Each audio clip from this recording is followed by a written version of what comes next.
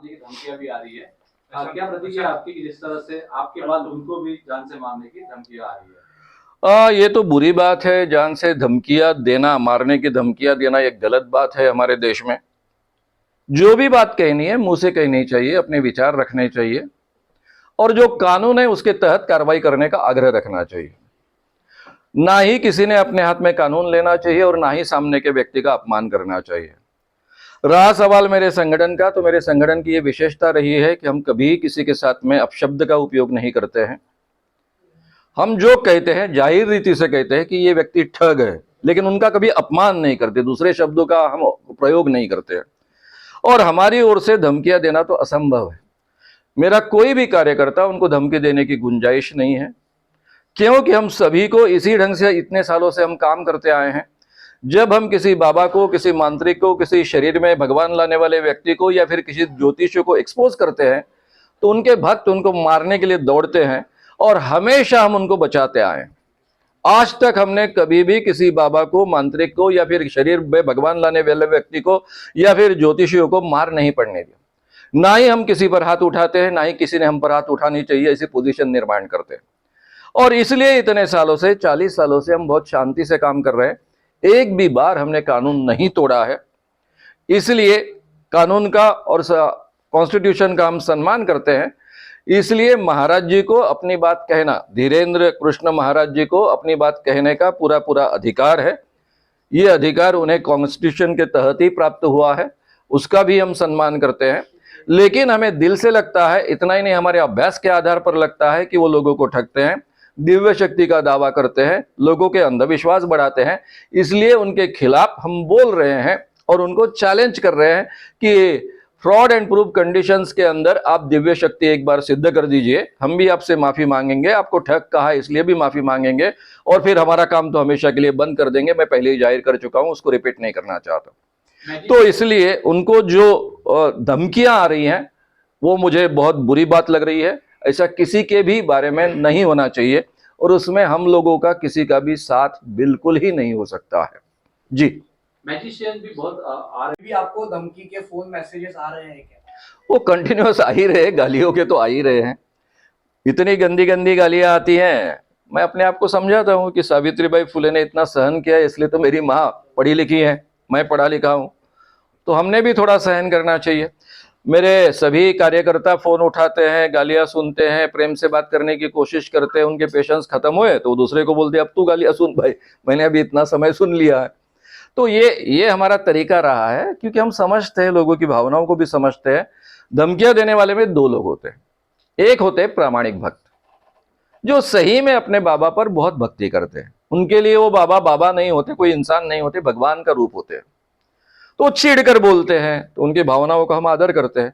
और दूसरे होते हैं उनके गुंडे लोग, जो उनके व्यवसाय का हिस्सा होते हैं, उनके फायदों का हिस्सा होते हैं। तो गुंडों की भाषा जल्दी समझ में आती है, तब फोन कट कर देते हैं हमारे लोग। अगर प्रामाणिक भक्त है और वो बहुत भावनाओं से ओतप्रोत होकर बोल रहा है, तो उसको समझाने की कोशिश करते हैं। तुम हमारे सनातन धर्म के खिलाफ बात करते हो, ऐसा बोलने के बाद भाई हम भी सनातन हिंदू है, इसे शुरुआत करते हैं, हम साथ में काम करेंगे। हमारे धर्म में क्या ठगी चाहिए क्या हमको? अगर कोई बदमाशी करता है, ठगी करता है, तो हम साथ में उसका उजागर। तुम क्रिश्चियन पादरी, चलो अपन साथ में क्रिश्चियन पादरी जब भी चमत्कार करेंगे उनको एक्सपोज करेंगे। इस ढंग की बात करने के बाद में बेचारे ठंडे हो जाते हैं, अलग ढंग से बात करना शुरू करते हैं। तो ये सब ट्रेनिंग का हिस्सा है हमारे। गालियां खाना ये मेरे काम का हिस्सा रहा है और मैं अपने कार्यकर्ताओं को इतने सालों से ये ठीक बात समझा पाया हूं और इसीलिए वो इतने सालों से टिके और काम कर रहे हैं। ठीक है। ज्या पद्धतीनं फोनवरती मेसेजेस आले होते त्याचे स्क्रीनशॉट पोलिसांना तुम्ही दिले, पण या संदर्भामध्ये अद्यापपर्यंत नागपूर आणि परिक्षेत्रामध्ये कुठलाही गुन्हा दाखल झालेला नाहीये। तुमची मागणी काय की पोलीस हे सगळं प्रकरण कशा पद्धतीने हाताळते आणि पोलिसांनी या प्रकरणामध्ये फोन नंबर्स अवेलेबल आहे, रजिस्टर्ड फोन नंबरवरून तुम्हाला मेसेजेस आलेले आहे, याच्यावरती काय कारवाई व्हावी अशी तुम्हाला अपेक्षा आहे? मी कालही असं म्हणालो आहे की हा संपूर्ण मुद्दा आहे तो गृह खात्याचा मुद्दा आहे। ऑलरेडी मला Y+ सुरक्षा आहे आणि त्यामुळे त्या अंतर्गत येणाऱ्या सगळ्या गोष्टी पोलीस करतील त्यांच्या पद्धतीनं। एक तर मी कधीही स्वतःला पोलीस संरक्षण मागितलेलं नव्हतं। ज्यावेळेस RR पाटलांनी मला पोलीस संरक्षण दिलं, मी पोलिसांना नाही म्हटलं होतं आणि म्हणून RR आबांचा फोन आला होता आणि त्यावेळेस त्यांनी मला सांगितलं की बिलकुल आम्ही तुमचं ऐकणार नाहीये, हे शासनातर्फे तुम्हाला कंपल्सरी पोलीस प्रोटेक्शन दिलं जातं आहे. आधीच आम्ही एक माणूस गमावला, आम्हाला दुसरा माणूस गमवायचा नाही आहे. आणि इतके वर्ष आम्ही तुम्हाला सहकार्य केलं तर तुम्ही नाही कसं काय म्हणता. आणि तेव्हापासून मी कधीही याबाबत मला प्रोटेक्शन वाढवा याकरता कधी अर्ज केलेला नाही आहे, प्रोटेक्शन द्या याकरता कधी अर्ज केलेला नाही आहे. मधल्या काळामध्ये जेव्हा पद्धतीची सुरक्षा होती त्यावेळेस स्वतः अजितदादांनी देवेंद्र फडणवीस मुख्यमंत्री असताना त्यांना भेटून विनंती केली होती आणि मग त्याचं Y+, झालेलं होतं. तर हे सगळं त्या पातळीवर होतं आहे. आणि त्यामुळे मला माहीत आहे की महाराष्ट्रातले सगळे राजकीय नेते अतिशय जागरूक आहे, त्यांना मी काय काम करतो याची कल्पना आहे आणि त्यांना जी योग्य काळजी घ्यायची गरज वाटत असेल त्या पद्धतीनं ते घेतील. सर, जे फोन जेव्हा येतात कुठेही त्या पद्धतीने कारवाई होते आणि अवघ्या काही तासामध्ये जे आरोपी असतात त्यांना शोधून आणलं जातं. पण या प्रकरणामध्ये रजिस्टर्ड नंबर असताना सुद्धा, स्क्रीनशॉट दिलेले असताना सुद्धा ज्या पद्धतीनं कारवाई ज्या वेगानं व्हायला पाहिजे ती झाली आहे का? आणि त्या संदर्भात तुमची आताची माहिती काय? कुठे कुठे पुणे, नागपूर काही गुन्हे दाखल झाले आहे का? एक दिवस मी या कायद्याचं काय होतं म्हणून नागपूरच्या DCP क्राईमना फोन करत होतो. DCP क्राईम ते हेड आहेत तिथले. तर ते म्हणत होते की नितीन गडकरींना फोनवर धमकी आली, त्या सगळ्या चौकशीमध्ये आम्ही गुंतलेलो आहोत. आता त्यांना ठरवायचं आहे की कशाला किती महत्त्व द्यायचं, नाही महत्त्व द्यायचं, हा त्यांचा मुद्दा आहे.